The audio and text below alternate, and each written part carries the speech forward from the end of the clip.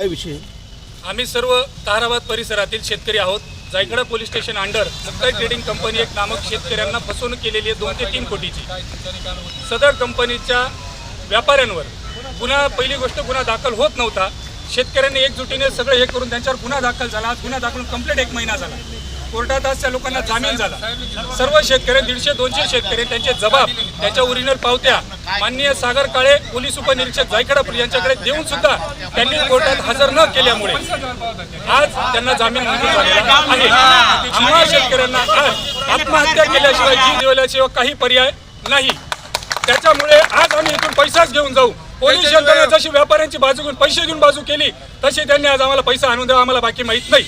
आम्ही आत्महत्या केल्याशिवाय जाणार नाही इथून. आज जीव गेला चालेल. साधारण किती लोकांचे पैसे? 300 लोकांचे पैसे आणि दिलेल्या भावापेक्षा अजून भाव आम्ही कमी केलेला आहे तरी ते पैसे द्यायला तयार नाही. जी रक्कम आहे ती पण द्यायला तयार नाही आहेत आम्हाला. 1 महिन्यापासून पोलीस यंत्रणा व्यापारी सापडत नाही. हे यांचे उत्तर आहेत. तुमच्या न्याय मिळण्याबाबत न्याय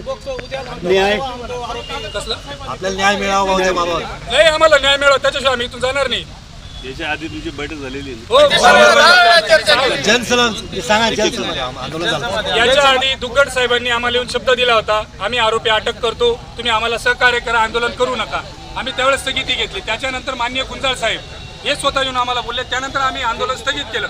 मात्र आज आम्ही जेव्हा कोर्टात माननीय भोसले साहेबांच्या कोर्टात हजर झालो सर्व शेतकरी, तेव्हा आम्हाला कळतं की पोलीस प्रशासनाने कुठलाही कागद आमच्यापर्यंत पोहोचवलेला नाही. त्याच्यामुळे सदर आरोपींवर आम्ही काही करू शकत नाही.